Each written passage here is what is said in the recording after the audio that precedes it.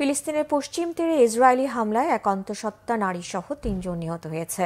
অঞ্চলটিতে চলতি অভিযানে বাস্তুচ্যুত হয়েছে ৩৫,০০০ ফিলিস্তিনি।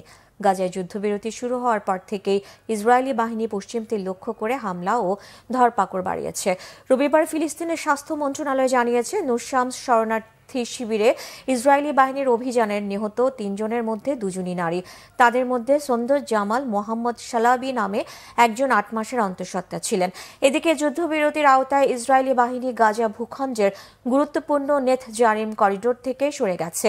এই সামরিক অঞ্চলে উত্তর গাজাকে দক্ষিণ গাজা থেকে আলাদা করেছিল। এই করিডোর দিয়ে ফিলিস্তিনিরা দক্ষিণ গাজা থেকে উত্তর গাজায় ফিরতে শুরু করেছে। এদিকে গাজায় দ্বিতীয় দফার যুদ্ধবিরতি নিয়ে আলোচনার জন্য কাতারে পৌঁছেছে ইসরায়েলের একটি প্রতিনিধি দল।